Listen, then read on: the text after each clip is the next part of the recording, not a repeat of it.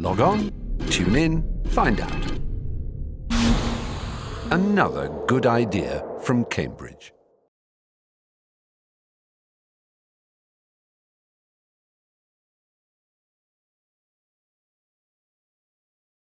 Great honour and pleasure to have a chance to talk to Sir Richard Friend, the Cavendish Professor of Physics at Cambridge University. Richard, where and when were you born? I was born in January 1953 in the Middlesex Hospital in London, where my father was a junior doctor, and I lived in and around London for the first 3.5 years of my life. Which you don't remember very vividly, I suppose. I have recollections of the house we lived in. I think it was in Radlett, and I can remember sitting in a pram looking at paint peeling off the wall and not really thinking it should be peeling off the wall. Probably not a tidy thought to have as a first memory. And then we moved to Staffordshire. My father got a job as a hospital consultant at the Stoke hospitals, and we moved. By coincidence, my mother's family were from mid-Staffordshire, and we spent 2 years living with her brother, who farmed somewhere near Stafford. So a lot of my memories were the farmyard. Oh, right. Pigs, cows, and so on. There was still 1 or 2 horses there. And then when I was 5, we moved to actually a large, rambling, rather very ugly old rectory, where I grew up, again in Staffordshire. Sometimes people like to talk about further back in their family, grandparents. Did you have grandparents who you remember or influenced you? Oh, I had only one grandparent who was alive more than a year or 2 after I was born. It was my father's mother, and she was not a scientist. No. So that was not a strong influence.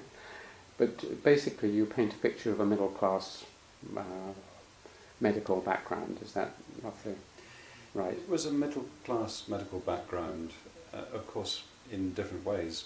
Both of my parents had to struggle hard to get where they got to. They had lifted themselves beyond where life had probably seemed set to place them. So work ethic was very dominant at home. Yes, that raises the question of your parents' temperament or character. I mean, your father was a very hard-working, distant figure, or what? Well, he was hard-working, but actually very playful and approachable, and always amused to be confronted with something he wasn't expecting. So, though a figure of authority, not in a straightforward way, he was always happy to, when he felt like it, he was happy to engage in whatever sort of conversation we wanted to have with him. And your parents read to you and sort of stimulated you in various ways like that? Oh, I'm sure I was given a wonderful middle-class background, yes. Did you have siblings, or? I have a brother who's a professor at Oxford. Older, or? He's younger, he's a year younger. He's a transplant surgeon. He was a long time in Cambridge, but he moved to Oxford. So we were both doing what our parents wanted us to do, which was to work hard and achieve. So you were encouraged and pushed on quite a bit by your parents in that usual way? The sense that hard work was the way to improve one's lot and to get somewhere worthwhile was not lost on us. What was your first school? Where did you go to school? In Stafford? Or? My primary school was actually a small Catholic, basically girls' school that took small boys for a while until it became unbearably beastly, and then we were sent off somewhere. So I was taught by nuns at an early stage, but then I was packed off to boarding school. I was sent off at the age of 8 to an absolutely dreadful prep school. Do you want to name this? I don't suppose it's still going, at least I hope it isn't. It was a place called the Old Hall at Wellington, now part of what is called Telford. And it was absolutely grim. What usual things, beatings and taught you? I mean, bullying and... It's the general beastliness of boarding schools at that time. That I think in many ways it was a sort of peer group. We were encouraged not to be very nice to one another, and of course the sense of remoteness and dreadful food and freezing to death on sports fields and being prevented from using our brains usefully, all of that. Did it not get good towards the end? That's usually what happens when you become a prefect or head boy or something. Then it's prep school, there was nothing good about it. Nothing. Nothing. Oh, that's interesting. Uniquely grim. Were your parents aware of your suffering, or you, in the usual way, keep it to yourself? Well, they had, in many ways, probably had a harder time. My mother was orphaned by the time she was 11, and in fact her happiest times were boarding school. She found more friendship because her home situation was very bleak. So I'm sure they didn't enjoy us being away. They were very close to us, but they somehow felt this was what had to happen, and there was a sense that we needed to be sent off to a proper public school, because that seemed the right thing to do. And of course one had to have Latin to get to a public school, and Latin meant going off to a prep school.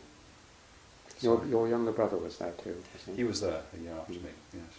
And that made it slightly more tolerable, having at least one friend. Well, I think one of the sort of beastlinesses of boarding schools at that time was that what ought to have been sort of natural sibling support and friendship was somehow not something one should be seen to be engaging in. So it didn't make a lot of difference, no. Interesting. So any signs of affection and warmth and so on were sissy and naughty? It was a sign, potentially a sign of weakness, I would say. Well, we'll pass over that quickly then. Were you, I mean, well, except I was talking to a mathematician recently, a very distinguished mathematician, and I said, when did you first show an interest in mathematics? And he said, well, my mother tells me that the only way she could keep me quiet when I was having a bath at the age of 2 was to give me sums. This was Peter Swinson there. Did you do any physics at this, or anything that might later lead you on into physics at this point? The event that I can remember was my first Meccano set. It's a bit of a cliche, but Meccano was absolutely special. At what age was that? Oh, about 5. Ah. So I eventually I assembled a wonderful Meccano set. I have a better collection of gears and cogs and pulleys, and I wasn't very interested in the bits to make the bodywork of whatever it was I was trying to make. It was assembling gearboxes and that sort of thing. Just that was happiness. And that continued right through your school days, or at least your earlier school days, did it? I mean, you've got set 1A, set 1B, or whatever Meccano happened. Oh, I worked my way through the sets, and beyond set 5 I just used to go and buy the pieces individually, so I could get more gears and fewer ancillary bits which weren't useful in my view. And then moving ahead a little, I think when I was 11 I got my first electronics set. I came in right at the start of transistors. I never managed to electrocute myself on thermionic valves, but transistors that was wonderful. So and you made wires, as they used to be called. Radios and water detectors and all the sorts of things you could make with a couple of transistors. I did that. There's a strong tradition in Cambridge science, and British science, of sort of hands-on whittling around with your hands, and some of the great scientists I've interviewed have talked about their continuing making of gadgets up to Crick and Watson and beyond. I mean, is this something that's remained with you, an interest in using your hands in science, literally? Using my hands in science, I think science has suffered. I think too much of it has become black box, of necessity. A lot of electronic measurement is now too complex for you to be able to build your own amplifier and expect to perform as well as something that comes in a box. A lot of the business of getting data comes at the end of some relatively complex computerized data acquisition and data handling. So it's not gone away, but I don't think it's as immediate Mm. as the business of making and measuring. Mm. And you could no longer make useful tools for your science now. Well, I make useful tools at home, and I'm a relatively enthusiastic woodworker. Mm. But science, and of course, I spend too much of my time writing grant proposals and not enough time at the lab bench. Mm. That's in the nature of. Is there a life. lab bench now? Even I mean, is there? Well, there are optical benches, and Mm. there are electrical benches, and there Mm. are clean rooms, and Mm. yes, I'm heavily oriented towards experiment. Mm. I believe that most creativity happens through doing experiments, through observation. Mm. Well, we'll come back to that. That's an interesting aside. Where did you go to school after this grimly place? I went to rugby at the Mm. age of 13. Mm. I'm not sure why I was sent to rugby. There was no family connection at all with any of the major public schools. Mm. And I didn't win an entrance scholarship, but I got into the entrance scholars form. So I had a diet of classics Mm. with a tiny bit of science. Mm. And I was so-so at classics, and I didn't need to be taught the science, I just knew it, which irritated everybody else in the class enormously. How did you know it? I don't know. I didn't. I mean, it was sort of like being told stuff that I had known anyway. You don't believe in reincarnation, do I you? don't believe in reincarnation, but somehow it was sort of common sense, and that was the point that I think school became interesting. I was after the sort of formalism to somehow provide a structure around which I wanted to understand the real world, the physical world. When you say you knew it, you knew biology, physics, chemistry, Biology mathematics? was somehow escaped me, but physics, chemistry, and the associated mathematics, which I suppose I thought that's where I wanted to be. I think this was the golden age of electronics, and that somehow the magic of little bits of stuff that could transform small signals into large, or make radios work, had got me. And that was very interesting.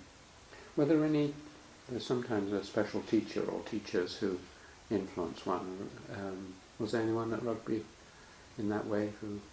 Well, rugby science in the 1960s was absolutely stunning. It was a great paradox that the school rated its science as nothing, that the clever boys were discouraged from taking science A-levels.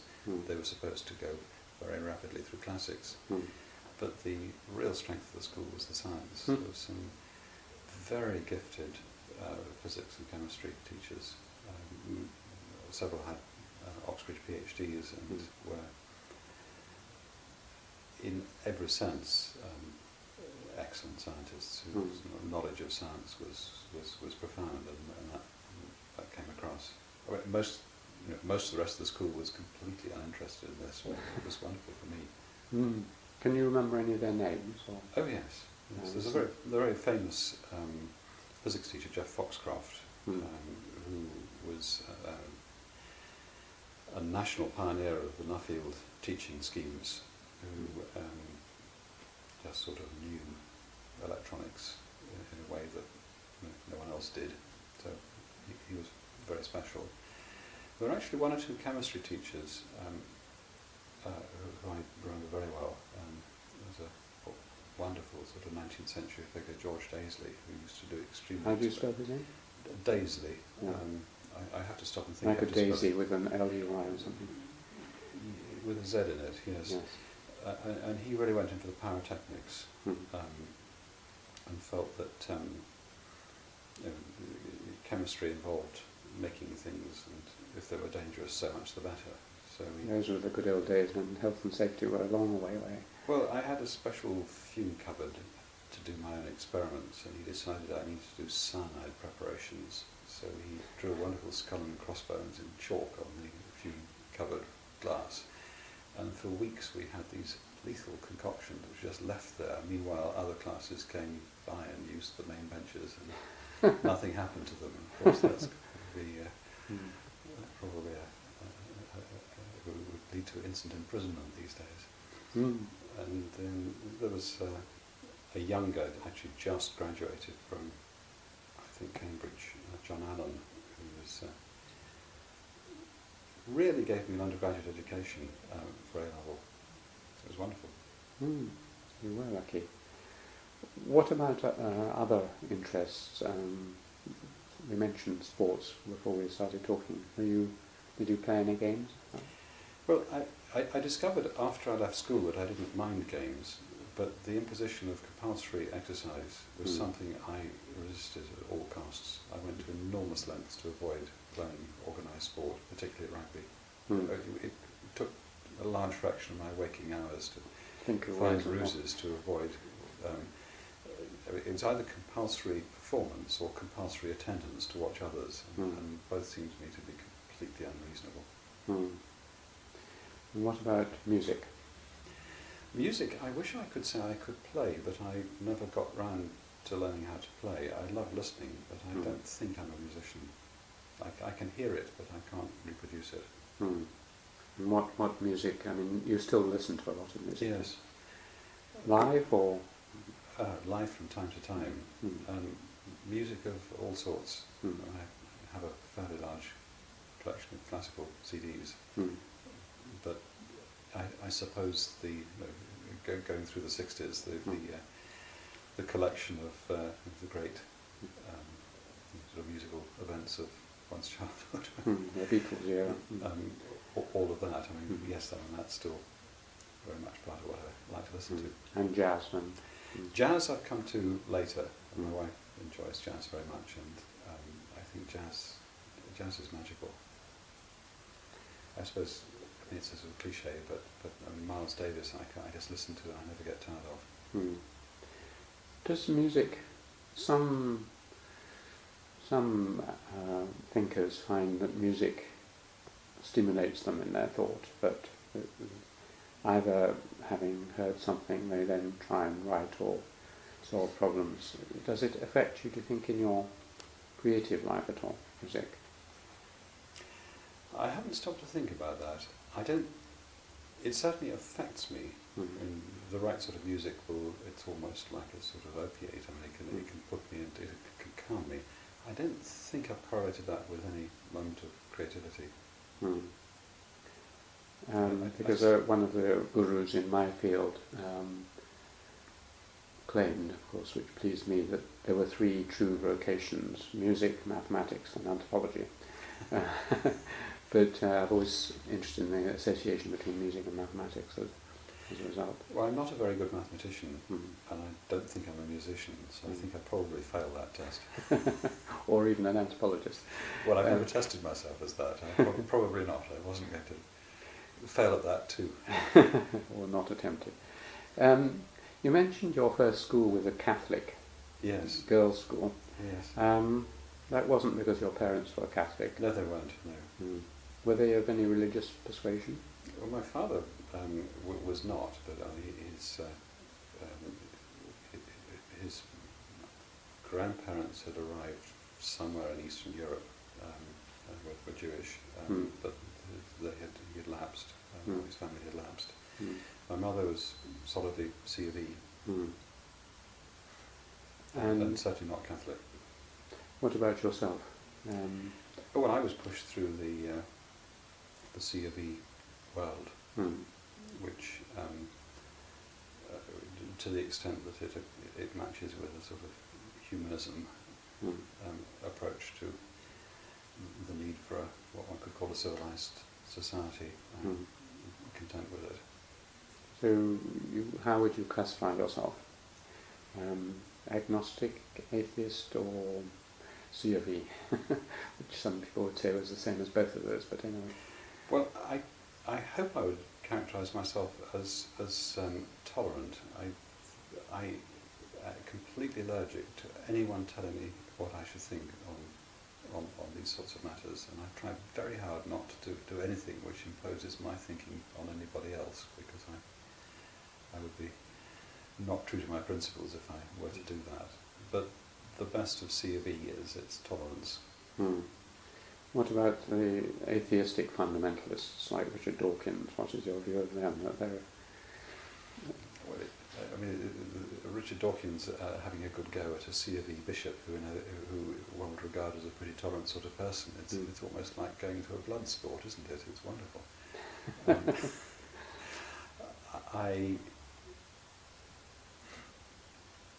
I think it depends where you are.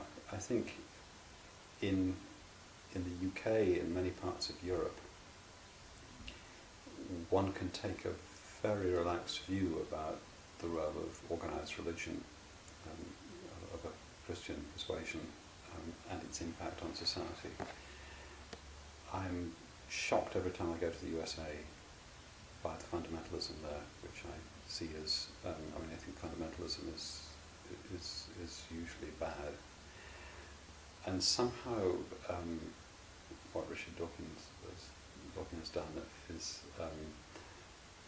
is just to have focused. Somehow you need to be, if you like, as extreme in the other way to be able to confront that. And I do admire him for what he's been able to do. His TV programs on, I think they were called The Root of All Evil, weren't they? Just to be provocative. Yes. I thought were fascinating. So I admire what he does. I don't personally find it something that I sign up to unreservedly. But I certainly give him full freedom to push his line. Taking this just one stage further, and it's well known that some of your great physics predecessors, like Newton, were pretty religious people, and that Einstein, although he wasn't signed up to any particular religion, talked quite a lot about the sense of wonder and awe, which he saw as akin to a religious feeling. You, as a celebrated physicist, having looked deep into the mysteries of the physical universe, do you see on the other side of it anything more than wonder and awe? Or?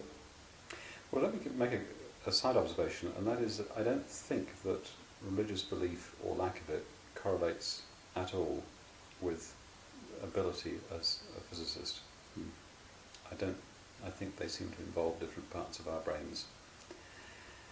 Of course you can make the connections, and I think in general one wouldn't.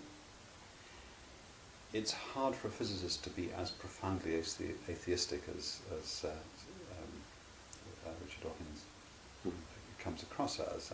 Perhaps I haven't spoken to him directly. I think sometimes you need to sort of know someone well to understand what they really think, as opposed to how they are projected. One is aware that with physics that a lot of what we deal with appears to be certainty, that our models work quite astonishingly well, but we're aware that they're not reality. They're models which map reality insofar as we know them to work, and that when you stretch a bit beyond that, you have no secure foundation, and a lot of the contemplation that takes place in cosmology, which I don't do, is sort of drifts fairly quickly into what one could call theology.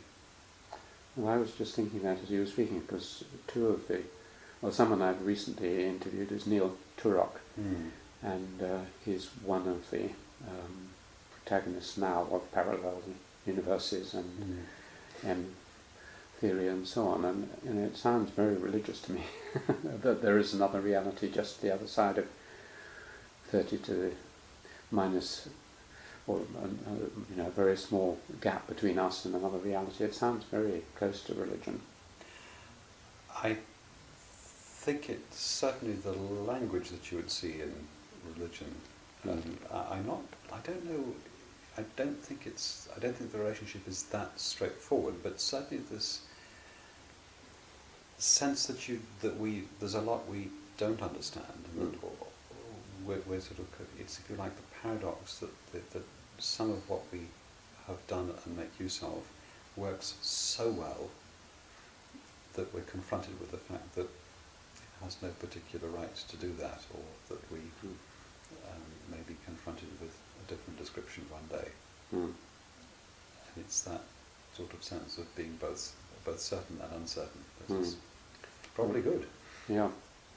Well, as Martin Rees was saying, we know very well what happened back to 1/1,000,000 of a second after the Big Bang, but before that we have no idea. Well, at the risk, I'm sure I should be controversial, but I've always chosen my science to be in areas where I can keep going back and measuring, and I have immense respect for what has been done in the field of cosmology. But all you can do there is observe. You can't design your experiment and do it. And there are many areas of science where our ability to get things right without being able to measure in many ways from many angles is rather limited. So I've avoided that problem, choosing to work in areas where I can be sure that observation is reliable. One last question on that. I mean, Dawkins and others seem to think there is some clash between science and religion. In other words, if you are a real scientist, it's impossible to believe in religion. I think you implied when you talked about different parts of the brain that you don't see that you think that they are dealing with different kinds of questions. Is that right? I suppose I've been lazy. I haven't really pushed myself, and if I did, I might find myself becoming an atheist. One cannot deny that we seem to have a need to create something like a religion, and to deny that would be to deny history. I don't like feeling that I need to abandon a sort of rationalist approach to knowing what has gone on in the past and what may happen in the future. But I don't know. Well, it sounds more like an agnostic to me, but which is my preferred outcome. I don't know. Let's get back to rugby. You did specialise, although they wanted you to do other subjects. You specialised in science, and you presumably got lots of high A's in. Yeah, I was pretty good at it. Yes, physics. And yes. How many A's did you do, just out of interest? I did 3 A levels when I was 16, which you're not allowed to do these days. No, and you passed them all well. I did, yes. Yeah. And what did you do for the next 2 years? As one was supposed to do in those days, I stayed on for a year beyond A level to practice for the scholarship exam for Cambridge, because getting scholars to Oxbridge was the sort of thing that the great public schools felt they had to be successful at. So I had an interesting year being taught in very small groups, taking my science, actually probably more chemistry than physics, a long way. Why Cambridge? Or did you try Oxford? Gosh, I think there was a discussion between my father and my housemaster, and I was told that I was applying to Trinity College, Cambridge. Because of its well-known science traditions. And I'm not sure what the explanation was, but that was what one did, and I mean, it wasn't a bad choice. And that's where you went? That's where I went, yes. To read? To read natural sciences. I wasn't sure whether I wanted to do chemistry or physics. It was one of the two, and it sort of emerged that it was physics during the first year as an undergraduate. I mean, it may not be true now, but physics was taught in a much more intellectually appealing way. It was structured around ideas rather than facts, and chemistry, the ideas were there, but they weren't presented so interestingly or profoundly. Who were the major figures, or any major figures who, as teachers, lecturers, supervisors, influenced you as an undergraduate? I think I was a pretty unruly undergraduate, and I think I took the view that I would learn things largely by myself. I enjoyed just the sort of elegance and carefully structured lectures that Gordon Squires gave in physics actually in the first year. And Gordon is a wonderful teacher. He's a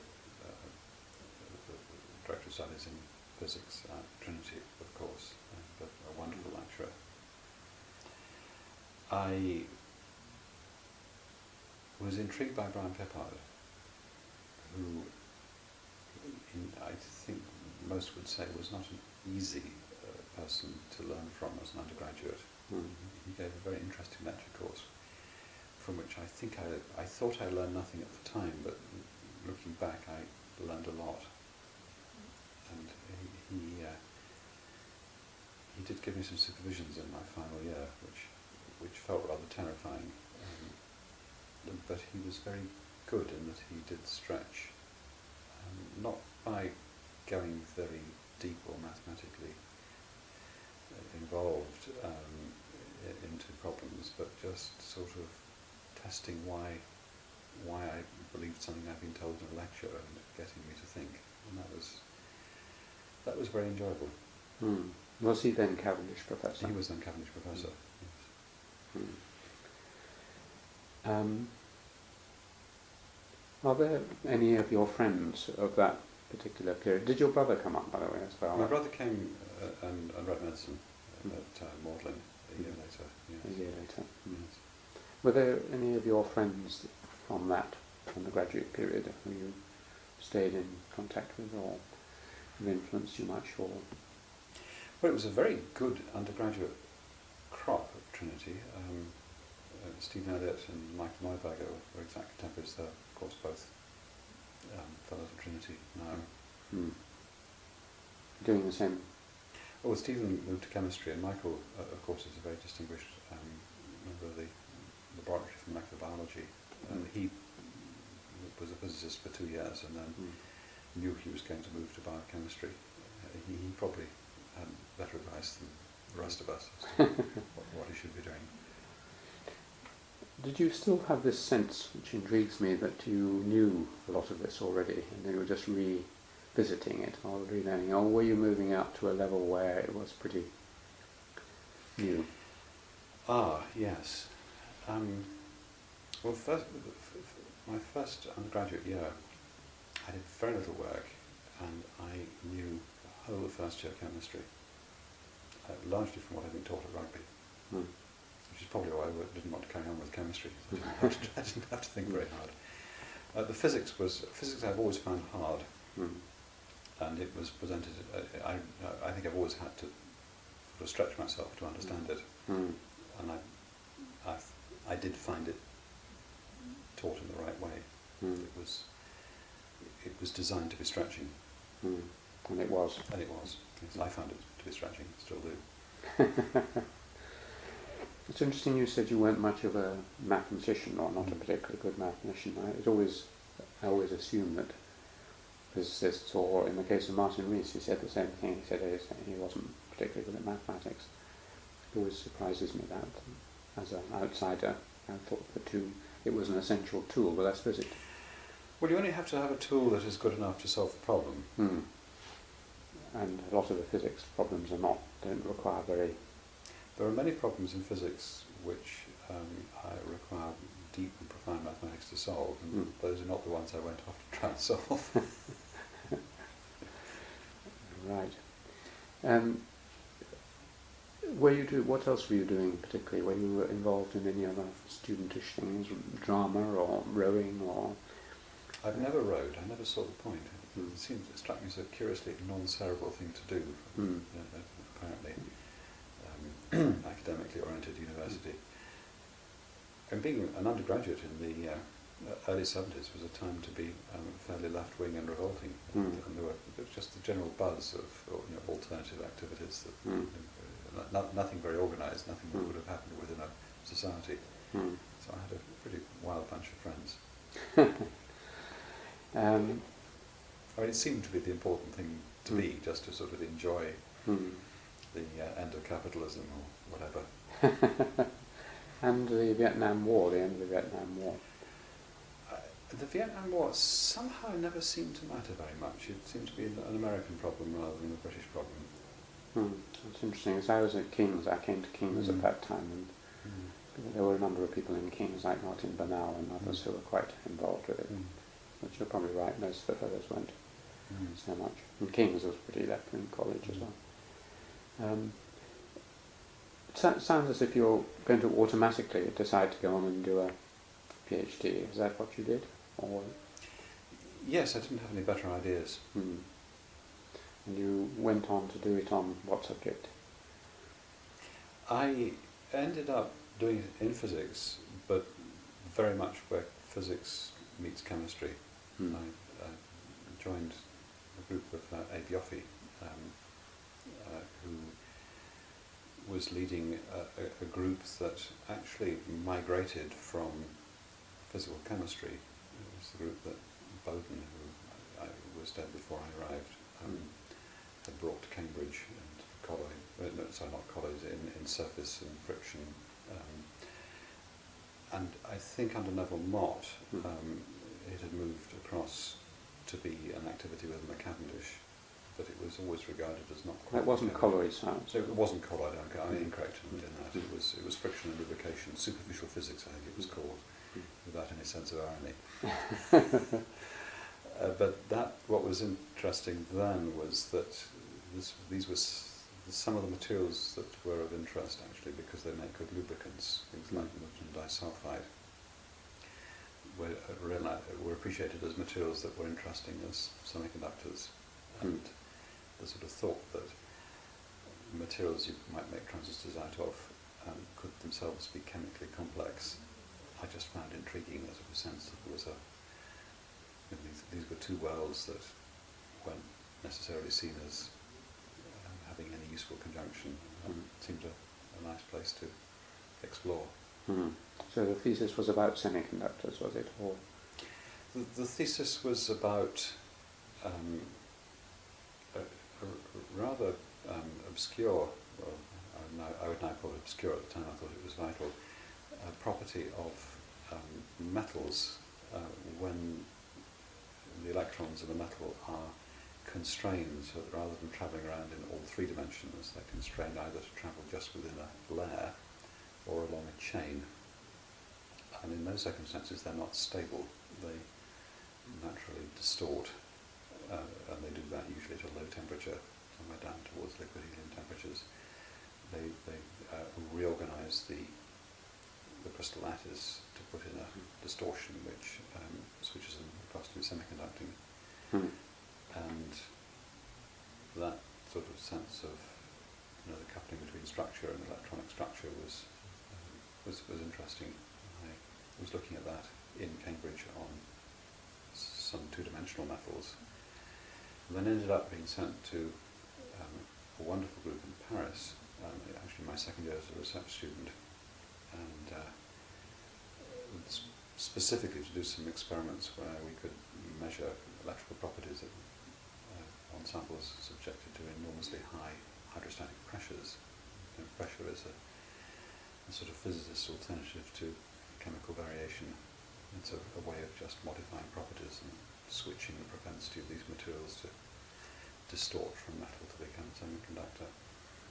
And that was very productive, and it caused me to decide to really finish my PhD in Paris. So I ended up spending a postdoc year before I had even contemplated writing my PhD.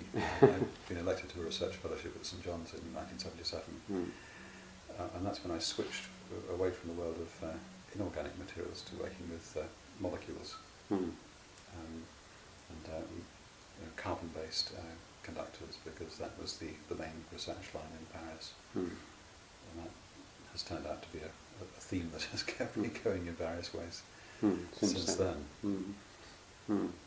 Who was your supervisor? I mean, was it a Cambridge person? Or? My Cambridge supervisor is Abe Yoffe, and then in Paris the professor there was Denis Jérôme, who has a lot of significant discoveries to his name.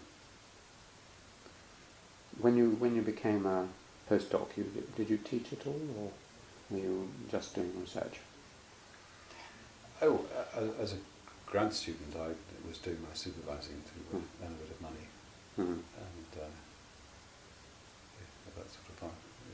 It's part of the rite of passage, isn't it? Learning how to do a bit of teaching. I mean, teaching I've always been frightened of. I always find a group of undergraduates much more terrifying than 1,000 or so of my peers at some international conference. It's a variant of what I call Parkinson's law. That small decisions are much more difficult than big decisions. To spend £1 million is much easier than spending £10. It's the same I found with teaching. I can get terrified by one first-year undergraduate, and then when I have to lecture, hundreds of people, it's very simple. Oh, I think so. Yes. This is why I understand that people like Bush, have an easy job. I mean, running in the United States is far easier than driving a bus into Cambridge. Well, he doesn't have to do it all by himself, fortunately. That's also the case. There's something about the face-to-face contact with people which is difficult. Have you done much teaching? I mean, this is anticipating, but much teaching after you became presumably a university lecturer and reader? I've done my bit. I've done at least my share of teaching and examining. I've sort of liked it. I wouldn't say I'm a born teacher. The ratings from the undergraduates are not wonderful, but they're not disastrous. I pass. That's for lectures or for lectures and supervisions. I've done all that. I've done all the college stuff. I did 4 years as a college tutor in St John's from 87 to 93. You quite like lecturing? No, not 93, 91, yes. Lectures you quite enjoy? Giving lectures? Yes, I'm never as organised as I should be. They tend to get done last minute. And sometimes I think they're good. And sometimes you hope the audience think they're good too. Do you? Some people think that there's a kind of tension between teaching and research. That I was surprised to find that a book I hadn't read for many years, I suppose, Cardinal Newman, in his The Idea of the University, said that universities were just purely for teaching. I mean, that was the only purpose of a university, whereas research should be done in things like the Royal Institution, the British Academy. You should have a complete separation. And as you know, some universities have been forced into this to keep up their ratings. Well, the false assumption when we usually have this conversation in Cambridge is that when we say teaching, we mean undergraduates. And of course, for every 2 undergraduates, we have 1 graduate student here. And actually we give scant attention to what we offer our graduate students. A lot of the time they don't need it. But we have failed to understand that this university has changed. And I would say that the business of graduate teaching is very interesting. I mean, it's not the same as undergraduate teaching in experimental science. It's perhaps, in some sense, aspects of it are like an apprenticeship. It's learning how to use some tools, but then stopping short of telling or instructing a student what to do with the tools once acquired. Though that used to be, I mean, the gap has grown bigger. That used to be the concept of undergraduate teaching too, that you're transmitting tools and methods as well as content. The difficulty with physical sciences is that the subjects are hierarchical. Things have to be taught. There's just a lot of stuff that has to be known. You have to do it all, and it is dry. I think quite reasonably like to teach efficiently, which means that we teach, if you like, the consolidated understanding of a field, rather than the pieces which were used to construct the field in the first instance. So the business of sort of rediscovering how you deal with incomplete information or conflicting models happens right at the end of the undergraduate period, and of course is absolutely what you need to learn about as you head off into time as a PhD student. But to go back, yes, I don't think we should be allowed to escape all forms of contribution to the university. I think a sort of separation into those that have what seem to be lowlier tasks and those who are too grand to have to do them would be disastrous. Would be quite wrong. And even the mixture of some administrative or other duties. I mean, a lot of people I've met, particularly from centralised universities, who've come here and said, why can't we hire some professional administrators and then get on with our research? But I've always valued the fact that we run our lives considerably ourselves. But I don't know what you feel, whether you could do with less committees. Well, you asked me this question at a good time. I'm in my 4th year as head of the School of Physical Sciences. Are you? Oh, I'm amazed you're here and so calm and which is interesting. I mean, I actually have a very firm view that we need, well, academic leadership, it could be much misinterpreted. That I have no idea what the right things to do are, but I suppose because I still do it, I hope I have more sympathy with the situation that others find themselves in, or that I'm appropriately not dogmatic about what is bound to work and what is bound not to work. And I do think that we should be seen to be led by people who take time out from doing the job, rather than creating a cadre of professional administrators.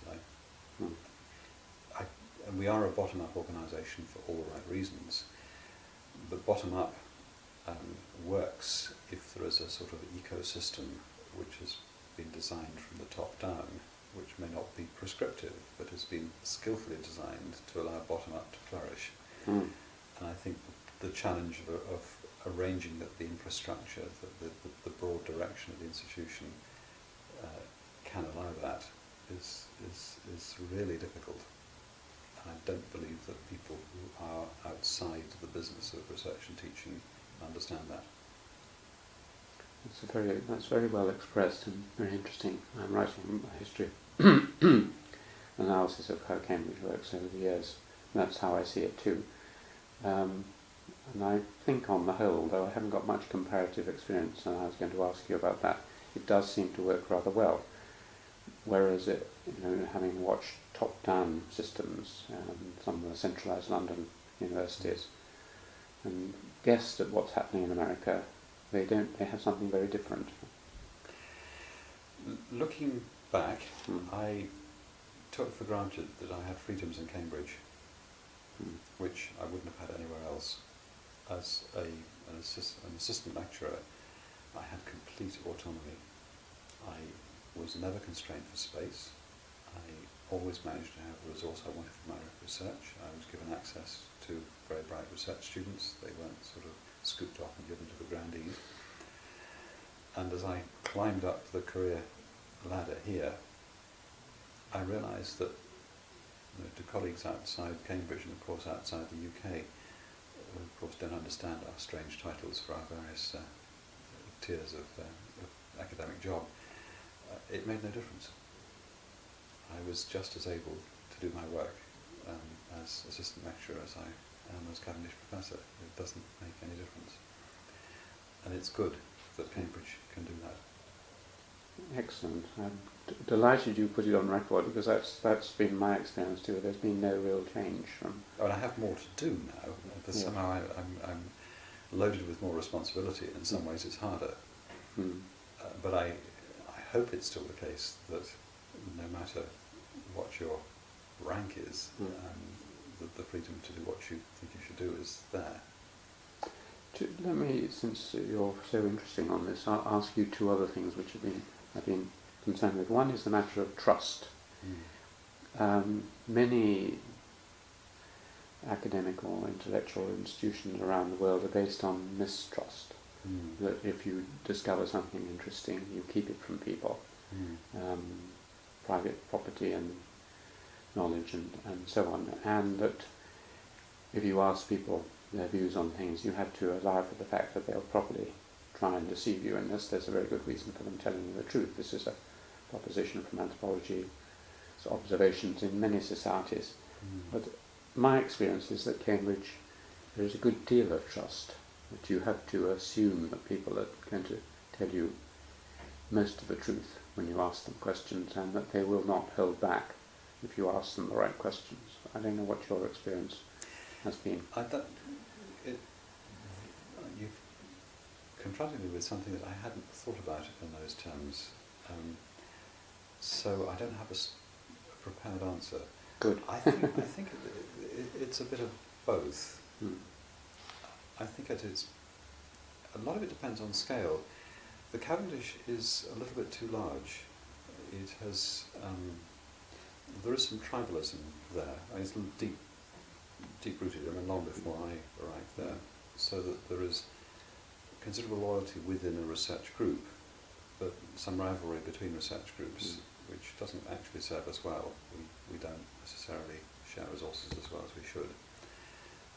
And maybe this is something which is well understood, that there's a group size within which it is possible to work on a basis of trust, but beyond that, it just becomes a bit too remote, and therefore it sort of fractionates into different pieces. I think that is, I mean, Parkinson's law of committees is that once they reach 16 and above, they become no longer face-to-face committees, they become different. Their chemistry changes, and it's clearly the case with organisations as well. This college, like King's, is probably too big to have proper communal feeling between the members. Once you get above about 50 or 60 fellows, it's like that. The research groups that I'm part of at the moment in the Cavendish, we hover around 50 people. There are two other university teaching officers, Neil Greenham and Henning Seringhaus, and we have a significant number of students and postdocs. That is absolutely the largest it can be. Beyond that, it can't function as a cohesive group where, if you like, members of the group would expect to find companionship, friendship, social outlets as well as work. And I think for experimental science is it's a very sort of people-centric activity. There's a lot of sharing of know-how, a lot of helping of one another to get an experiment going, a lot of passing on of techniques from one to another, and you have to engineer that that's done well. Well, I have been told by usually non-Americans who've been at US universities that they can't quite believe it that within the group, everyone tells everyone what they're doing, because back in that group in the US, they were in competition with one another, and someone's success would mean that they would be more likely to get the job because they get a better letter from their supervisor. Well, this is what I'd heard of. I've heard that second hand. It's not, so I have to be careful that that's how had it really relayed to me. Have you ever taught in an American university? Or? I have taught when I was on sabbatical at Santa Barbara in California 20 years ago. I taught a sophomore course, Maxwell's equations. I was just allowed to use calculus, but only just. Were you ever tempted? You must have had many offers from America. Yes, I've had lots of offers from America. You never tempted to go there? Not really. Why? Push or pull? I don't think I can give a simple answer. I think the bit that I can't cope with is that Americans actually are at work all the time. If you want to get hold of a professor in an American university, you phone them during working hours and they pick the phone up. I find that really scary. I mean, I'm told I work a lot, but I don't like to be at my desk all the time. And work is, it's a more complex business. And I don't know, there's a sort of, it's an awfully serious business there. I mean, this may sound ridiculous because I do take my work seriously, but I like to take it seriously in a context where I can appear to be not taking it seriously. It's the sort of ambivalence of my relationship with my job that I like to be able to amuse myself with, and I don't think I can do that in the US. Well, I think D.H. Lawrence had some famous line, which my wife often quotes to me about, if work is not fun, it's not worth doing. Yes. Or words to that effect. Yes. There's got to be a playful side to it. I think it's not quite taking myself seriously.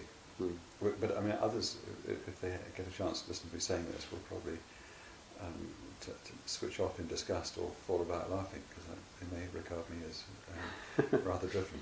No, this is very British. They'll just say, oh, that's very English. So you never decided to go to America, and the other thing which you alluded to, and I was just going to ask you about, well, actually on the trust matter, you're in a very different situation from the arts and humanities and social science. Nothing we do is of any value in a capitalist society in terms of financial gains, and therefore we can squander our small advances of knowledge in the knowledge that no student can take it away and do anything with it, or anyone else. In your case, you're in a world where there's a lot of money floating around. Does that not lead to firewalls and trust? And well, of course, I have been involved in work which has led to what have turned out to be very valuable inventions, which we've protected by filing patents. My sort of the view that I've come to, I don't think I necessarily had it at the time, is that if you try to avoid putting yourself in a compromised position, you switch off opportunities. So there's nothing wrong in a conflict of interests, so long as you're open about it and make sure that everybody who's in some way associated with that conflict knows what the issues are and knows what the resolution is. So any structure or set of rules that a university creates to sort of manage away that problem, I think is deluding itself. I think you need to just allow things to go where they're going to go, and then be careful to manage it correctly. So yes, I've been involved in, I've done a lot of patent filing. Out of that, I've been involved in forming a couple of companies. No one in the research group has ever been denied information about experimental results. We had an extremely important discovery in 1989 when we discovered we could make little diodes made with plastic materials, semiconducting plastics, which we were working on, which we could get to light up by putting a voltage across them. It's turned out to be very important. We have a fundamental patent that controls the use of that, of any of those materials, for anything that emits light when electrically excited. But there were dozens of people in the Cavendish who knew about that before the patent was filed. We made no effort to keep it under wraps because we trusted that it was what people should be aware of what was going on. Why would they tell anybody outside? Though, one of the Aaron Klug's stories was how he had invented something to do with scanning. I think it was three-dimensional scanning, and it was patented by an American scientist who then got the Nobel Prize. He wasn't worried about the patent. It was the fact that by patenting it, this man scooped his second Nobel Prize from him. So that presumably occasionally could happen, but... Oh, well, the unpleasantness of presumed deliberations over who get prizes and not, or not, is something which can spoil a happy career, I'm sure. I think you have to sort of get on with things. Get on with things. But the real world is there, and a lot of science is very dependent on the real world. We need technology. Technology has usually been it's been the biggest engine of discovery, just being able to make things and measure things which were previously impossible to tackle. just keeps on throwing up how bizarre and unexpected the world turns out to be. So having a nose for where you can get, use tools to go exploring things which have not been regarded as worth looking at before is a surefire way of getting something good, I would say. And that does take you into the world of industry, or can do. And I just see that as fair game. It's interesting. I mean, Martin Rees said that astronomy was largely driven by technology and the changes in the measurement techniques. Yes. Yes. Yes. And that's true with you too.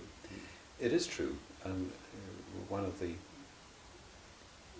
messages that I get put on the spot because our companies have turned out to be, as startup companies go, relatively significant, and I'm sort of constantly asked to pronounce words of wisdom on the subject, which is probably very unwise. But the one that I will sign up to is that although I took a big risk taking time out, along with others, to get the first company, Cambridge Display Technology, going, and I'd somehow presumed that the company would head off at right angles to my line of university work. It didn't. It has continued to sustain, if you like, provide an engineering base, which is fed back into the university group. So here's the paradox.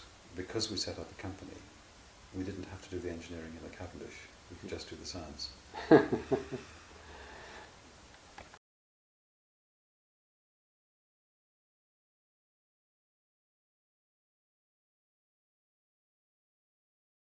Further question about the intellectual culture. It's a theory in anthropology that in almost all situations there's a competition, which means that people feel if someone else does well, you do badly. I mean, in mathematics it's zero-sum games, in anthropology it's limited good, and in India it's the frogs in the well syndrome. And in a lot of universities I've visited, this is the kind of competition within the group, and so, and this is what happened at school, obviously your preparatory school, the jealousy and competition. But as far as I see, Cambridge seems to have an expansive enough system to, on the whole, mean that you feel that when your friends do well, you do well. There's a mirroring. I don't know whether that's your impression within your lab. I hope it is. I think it's possibly naturally something which should, where the overall benefit is more obvious, where there is a sort of need to work together collectively. So it's sort of self-evident to, I would say, most members of the research group that to be able to turn to other people who are doing extremely well with what they do and learning how to do it from them is far better than them not being there and not being able to call on that expertise. And most of them, most of the time, see that the opportunities for them when they've got their PhDs are very good, and that they're probably not in competition with anybody else for anything very particular. And I think it's all right, but you're right, behind that there is this sense of there being a zero-sum game, and I suppose if you're after one of very few academic positions that might be going around in the UK, then you might be rather more concerned about these things. But of course, in general, research groups in Cambridge are very international, and the stage, the different stages that members of the group might be playing towards are just very different. They don't need to be in competition. Yes, I think that openness to the world in general helps. I mean, there's a lot of smaller universities in rather remote places. The pool is very small, and if you're not doing well in it, or someone else does well in it, it affects you rather more than Cambridge, where you can move out. Well, Cambridge physics has always been very international. I mean, the international mix has changed with time, and we've benefited through with the EU, done very well from that. I'm sure in previous times we did very well through the Commonwealth and before that the Empire.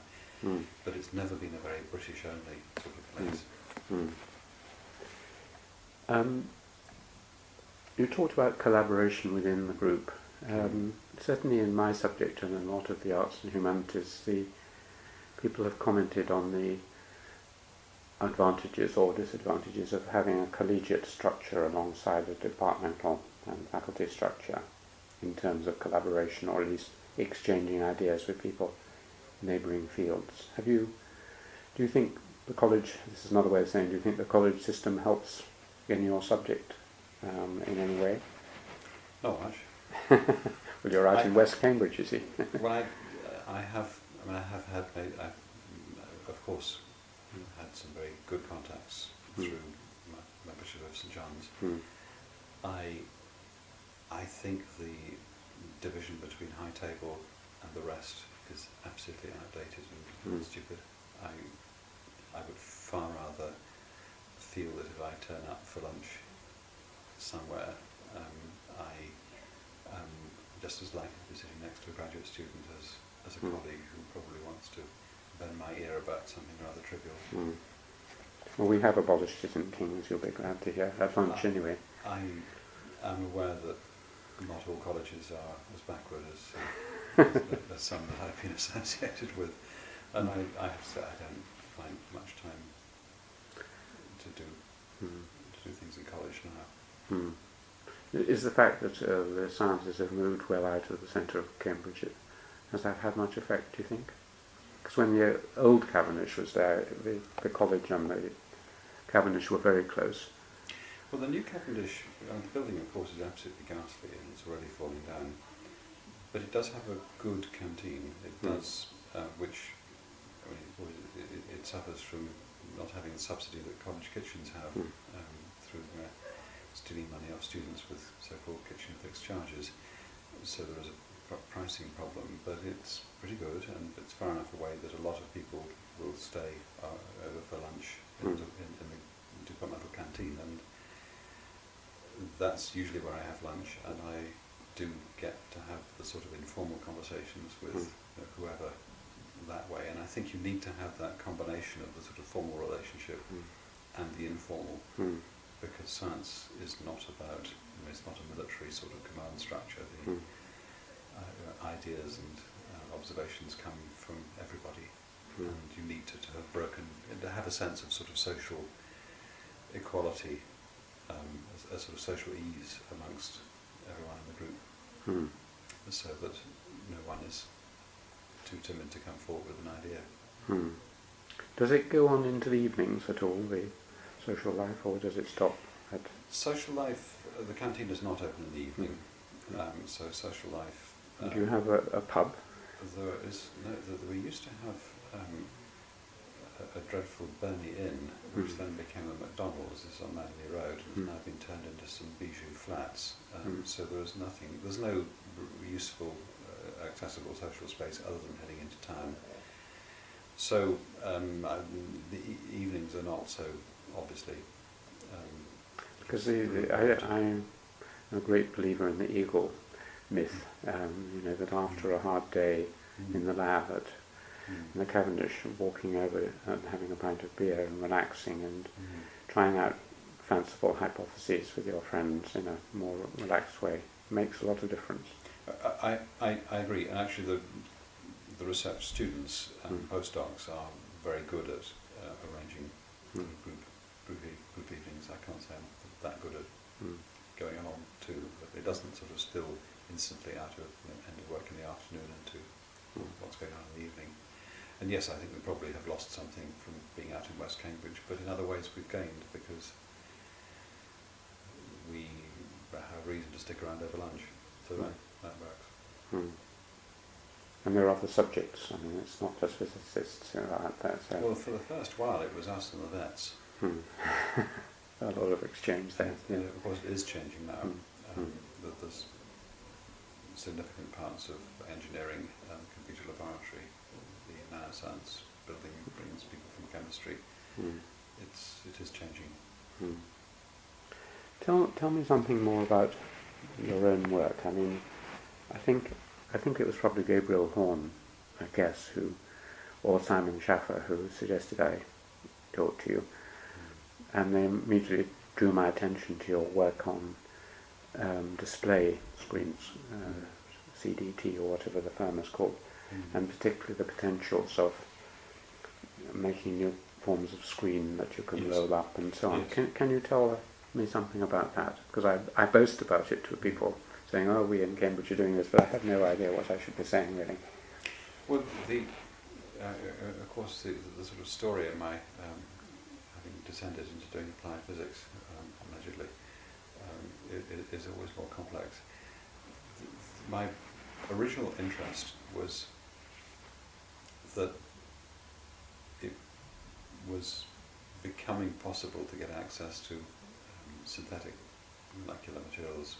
Polymers turn out to be rather convenient to handle, which could be sort of simultaneously molecular but also semiconducting.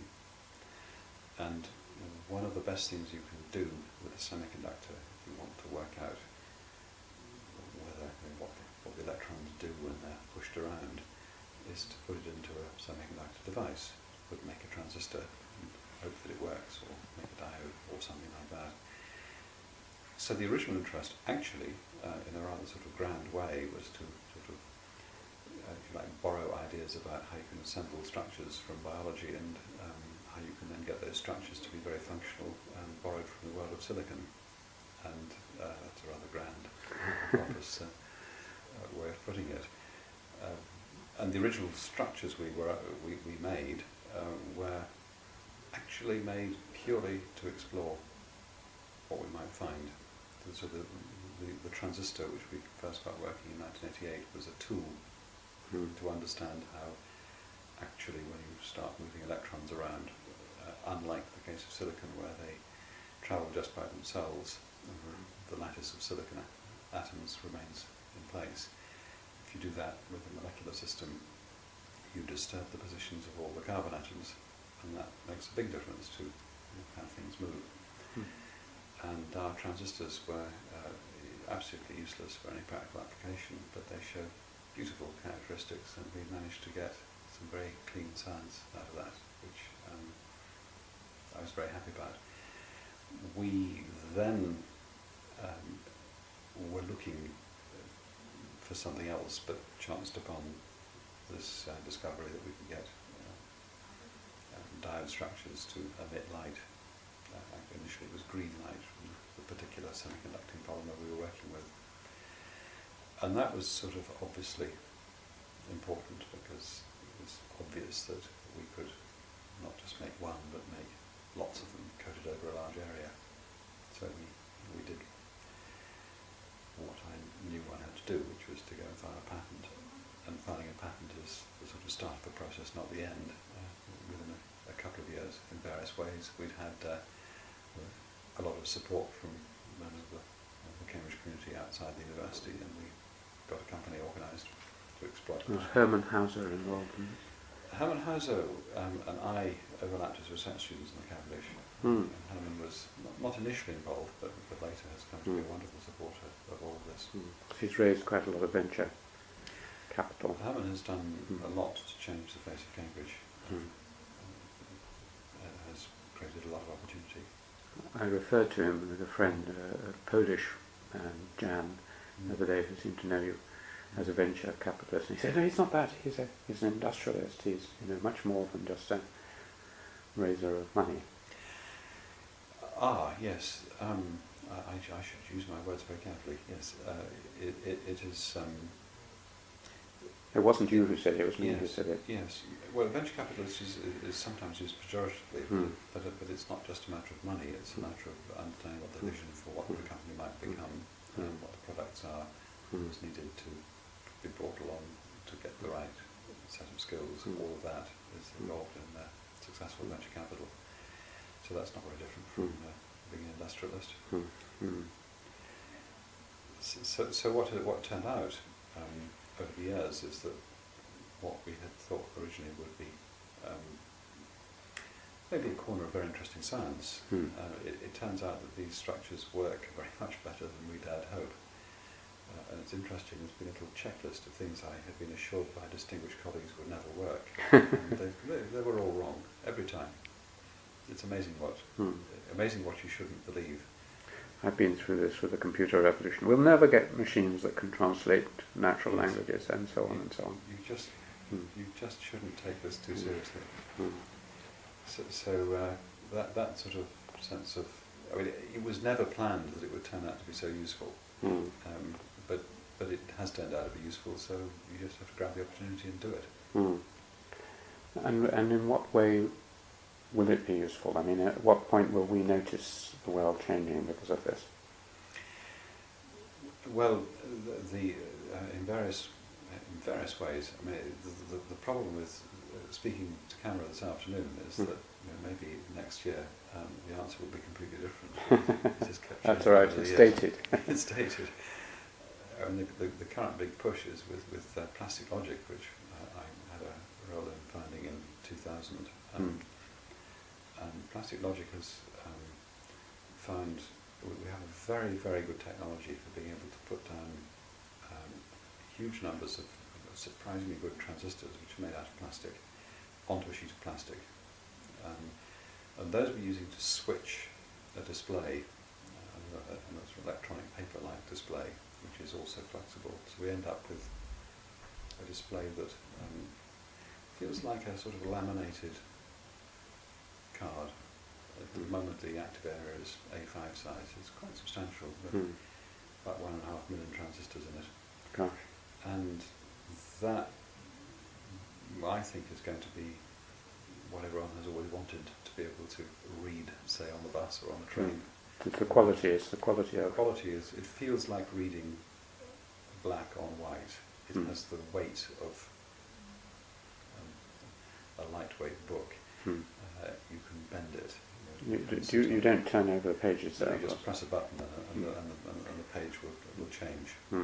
So I mean, I'm not sure what format will be finally used, but we are spending lots of other people's money building a manufacturing plant in Germany to manufacture these, and by this time next year we'll know whether it's hit the market successfully or not. But that could be big.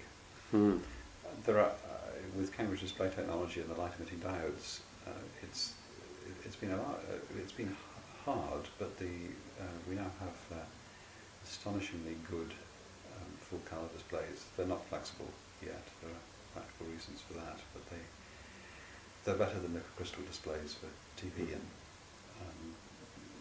that company has ended up being Japanese owned.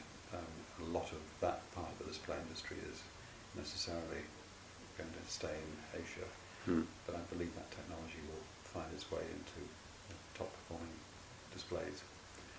For computers? For computers, mobile phones, where performance is absolutely at a premium. And then the big area which may turn out to be very important is making low-cost solar cells, where silicon is fundamentally too expensive.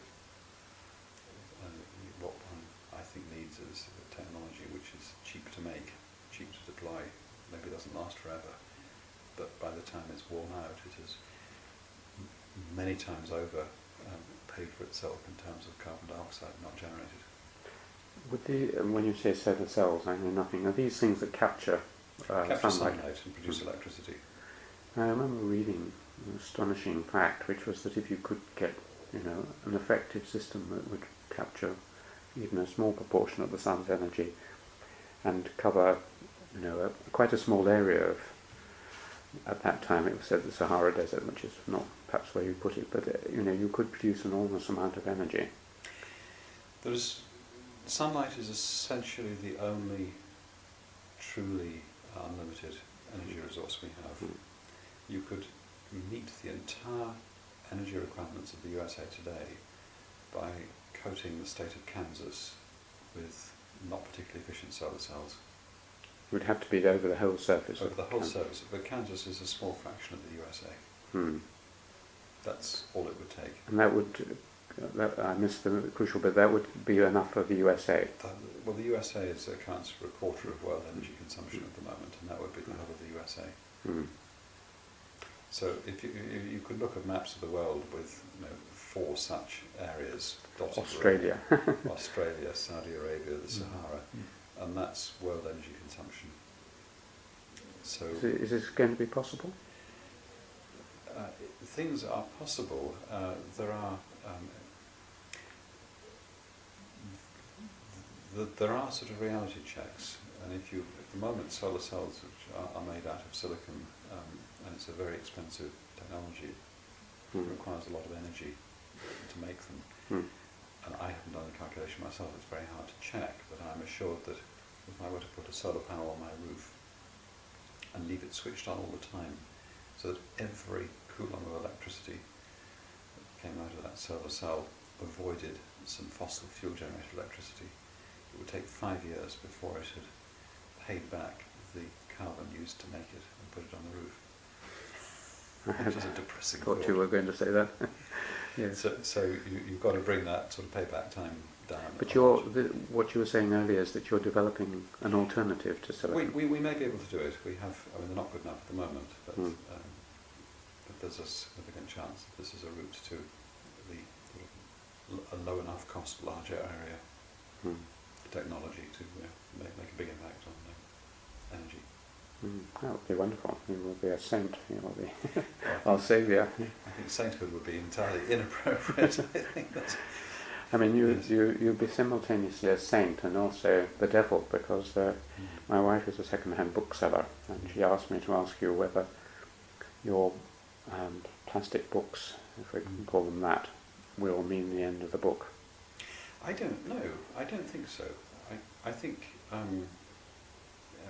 technology always has unintended consequences, doesn't it?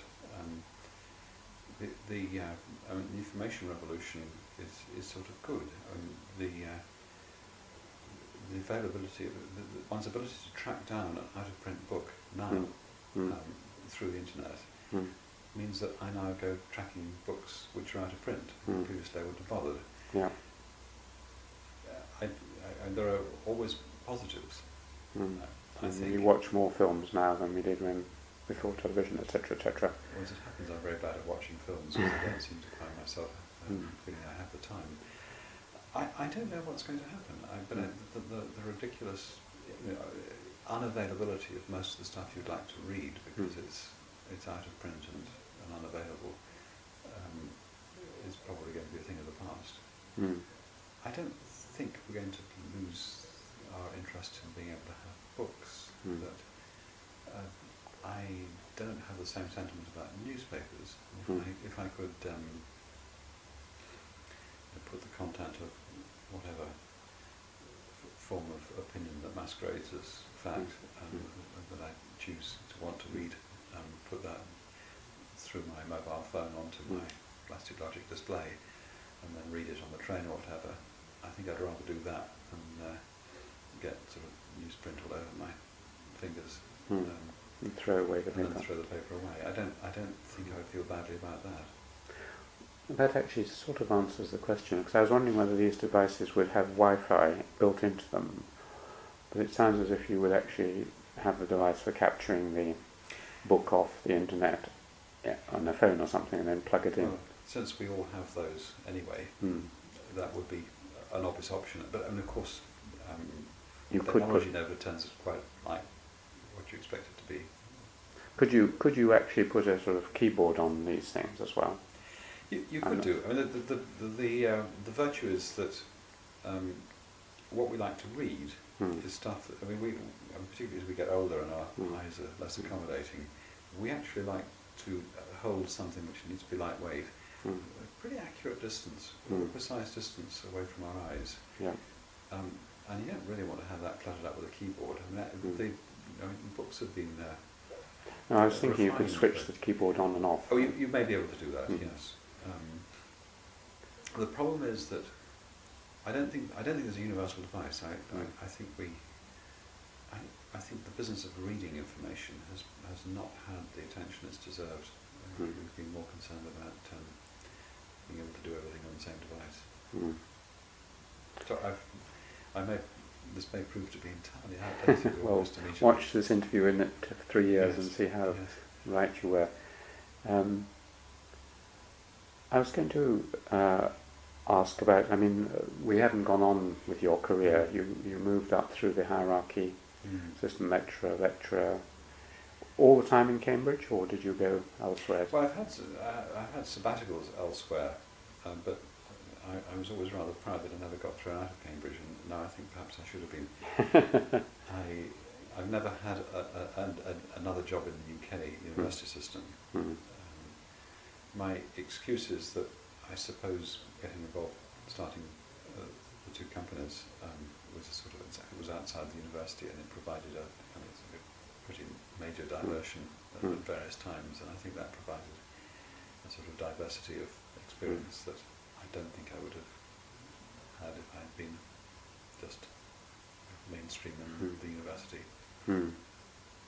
Have you spent much time, you mentioned America a little bit, have you spent any time, for example, in East Asia? Do you know what's happening in Japan and China, for instance, or India? I've been many times to Japan, because of course in my world Japan has been a major player. I, as it happens, have very good links with Singapore, largely because I had an absolutely brilliant research student from Singapore who's now a professor there, and we enjoy working together. And I have some limited contact with India, and China I've never really got to grips with.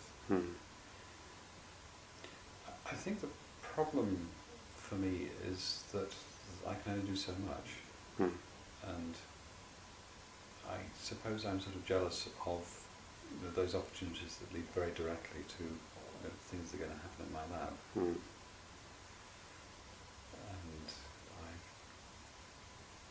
I don't think I've fully understood what, I mean, the rapidly growing Asian economies are very interesting, but they're not exactly the same thing as what I think my academic work is. You don't have any sense of, because I spent some time in Chinese universities, and including technical universities, and asked them about the progress of computing and other subjects there, and each time I asked them the time span between them catching up with Western science lessons, they seem optimistic that they're learning enough to be effective. But are they having much impact yet in, well, China in particular, on physics? China, I mean, I think the notion that somehow Western systems are more creative than Eastern systems is last century's view. I don't believe that's true at all. And the sort of de-skilling of the West and the upskilling of the East is absolutely terrifying. Terrifying. Terrifying. I don't see how Western economies will cope. I don't know what we have to offer the East. That's very interesting. I mean, I tend to agree with you. I mean, we have the English language and a few. Whereas a sort of Europe as a theme park, and the English have the virtue of a different variant of American English. It's not really what I want to build on. I do find it terrifying that there is so little appreciation of the virtues of technology and engineering. I think we've been through a very damaging decade where we've seen manufactured goods become absurdly cheap because they've been outsourced to principally China, and we've failed to appreciate how sophisticated and complex and wonderful they are, and we have no idea how to make them now. Yes, I've been visited Chinese factories and seen them. They are wonderful, amazing, and Japanese. Just returning to physics for a moment, it sounds as if your branch of physics is very, very alive and going very fast in interesting directions. I have talked to other physicists and people like Martin Rees and so on. Mm. And they've painted a picture of a rather more kind of post-paradigmatic shift and a plateau that we've got to the edge of the kinds of work that physicists can do because of the current state of the technologies and so on. Is that true of some branches of physics, that they are on a level? It's the great discoveries in... Well, physicists have been worrying about this for a very long time. Maxwell, in his inaugural lecture as the first Cambridge professor in 1873, dwelt on this for a while. He had said that he said that it was generally put about that physics was essentially complete, and that the remaining job was to measure some fundamental constants to higher precision. Of course, he didn't agree with that proposition. He thought it was the subject limited by our imaginations, and of course he was right. That was just before the great quantum revolution. Only if one looks back, one would have to say that the dawn of quantum mechanics,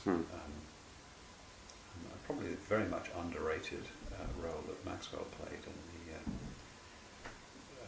significance of electromagnetic theory is just astonishing.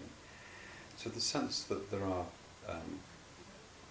discoveries from physics which will change everyday perception of reality, probably it's hard to see how that's going to happen in such a profound way as happened in the first part of the 20th century. But that, I don't think that takes the pleasure or anticipation or sense of discovery away. And maybe it's a bit of a diversion. I don't think that we used to imagine that we had to completely change the universe through our discoveries. I mean, a lot of the best science is often low-key, small-scale, just good, brilliant observation. There's plenty of that to do. And it does, of course, raise the question as to what is physics. And of course, physics isn't really a subject. I don't know. The people who spotted that we had an ozone hole over the Antarctic, I don't know whether they were physicists, though I'm sure they're physical scientists. That may have been one of the most momentous observations in recorded history. May turn out to have been that, I don't know. But the impact that good physics, or the application of the methods of physics, can make on what appear to be huge challenges with a sustainable environment is probably going to be critical. I can't think of a more important time to have the tools that come from, well, not just physics, but, if you like, the numerate sciences. It's absolutely critical. Well, you gave a very good example with light, sun conversion energy before. There would be no doubt many others.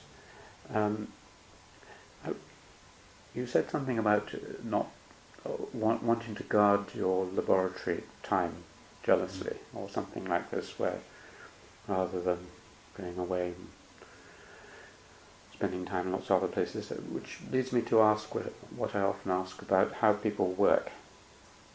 And you also mentioned this in relation to having fun and not sort of sitting at your desk with a telephone and ready to answer it all the time. How do you think and work and create? I don't really get into the lab. That's just not possible given the role I've got in the university. So a lot of what I do is, as within the group, a lot of toying with ideas, planning experiments, dissecting observations and working out what didn't fly. I don't really like doing that in formal settings. I mean, it's often sort of chance discussion that happens. Where? Somewhere around in the Cavendish, probably. Around the Cavendish, yes. Yeah.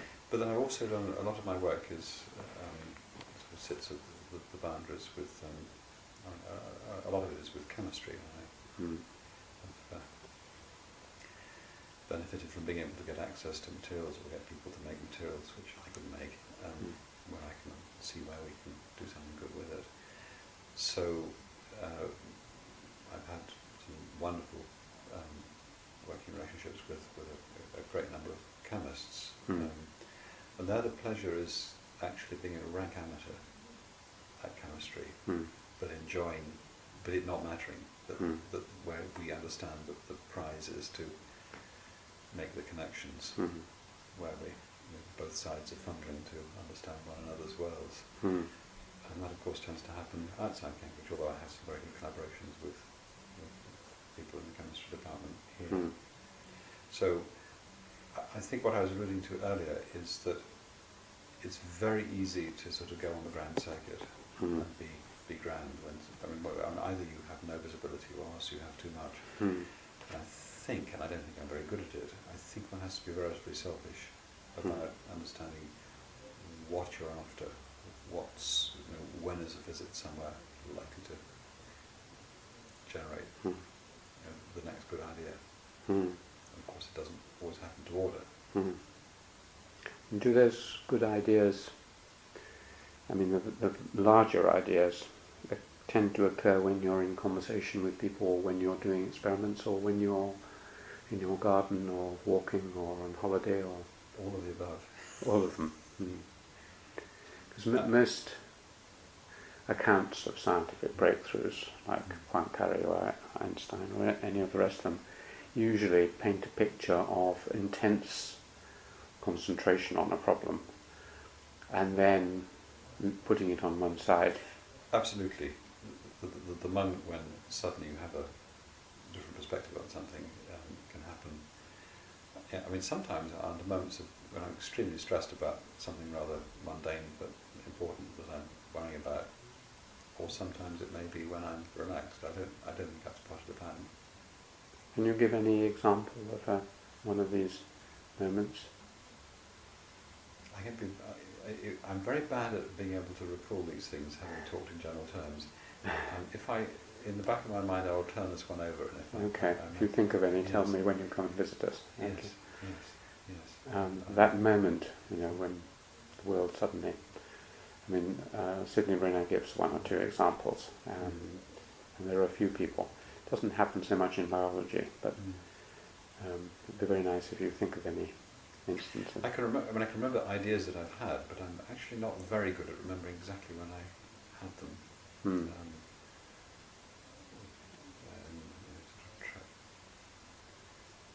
I think that the good idea that got the work on the transistors going probably arose in the back on a train journey back from BP Labs in Sunbury after a sort of desultory meeting that didn't go very well. I think it did. That's interesting. It was on the bus journey back from the south of France that Poincaré solved one of his great mathematical problems.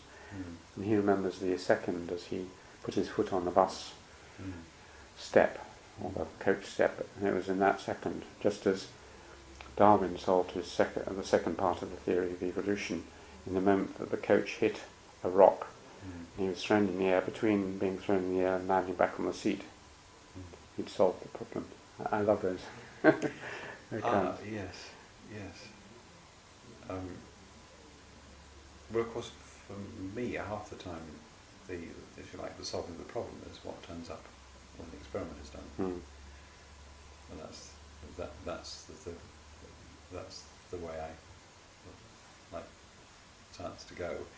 But then there is the formulating of what it is that one should try and do, which is not quite the same thing as a sort of eureka moment. But you can probably look back and say, well, there was a point when when I advanced it beyond the point where everyone else knew what to do, and that's not quite as distinct as the moment when we've seen something as well. It's just reshaping the question a little bit. Yes. And why don't we do that experiment? Why can't we do that? Well, this is why, I know nothing about physics. My account how you work is from Descartes, and who seems to give this mechanistic idea of moving along a chain from the known facts to experiments, That isn't how you work. I don't think it's that mechanistic. I think you have a sort of hunch that there are things that people don't really understand, and in some preferably large sort of green field that has not been trampled on by anyone else, and you don't quite know what you're going to find, but you know you can get to that field because you've worked out that there are things that you can measure that no one else has thought of measuring, or would have thought it would be possible to measure, or whatever. And that's probably rather imprecise, but that's not a bad way to go. No, it's a very nice image. What the most important thing is to know where the green fields are. It's knowing where we probably are deluding ourselves if we think we know what we're going to find. That's even better. I always ask whether there's a lot of your life. There's your family life with your wife and your grown-up daughters. There's no doubt many other things. But is there anything large that I should have asked you about and haven't? I don't think so. I mean, I think I might have mentioned that you haven't asked me the sort of crass question of what are my hobbies, but yes. In some ways I felt rather distanced from laboratory work as part of everyday life, and that's part of a lot of the modern research grant holder in a British university. But it somehow feels like a sort of meta activity, that writing a good research grant proposal that gets funded is almost the same thing as discovering some good science. And I sometimes frivolously contemplate, rather than producing an autobiography or a collection of essays, and actual publish a set of my grant proposals, since they've occupied too much of my... Yes, what would you call it? Those that worked, or... Yes, perhaps leave it to the reader to work out which should have been fun and which weren't. Put in one or two spoof ones as yes, well. Yes, indeed, yes. And have a prize for them. But the sort of practical world I do enjoy. So. What are your hobbies? I haven't asked you. Well, hobbies. I mean, the life, home life. We moved in recently. Have a large garden, and I have for the first time a large workshop and a rather professional set of woodworking tools. And I think the sort of pleasure of doing practical things. So Andrew Huxley is a woodworker too, I think, if I recall rightly. Oh, I'm pleased to hear that. I wouldn't claim that my woodworking is of the highest order, but it's good enough to be able to turn things out which are very useful. And I find that very, very satisfying. So these sort of practical skills, I think, one's allowed to have. Indeed. Well, I think that's probably a nice note to end on. So thank you very much indeed, Richard. Thank you. It's been a great pleasure.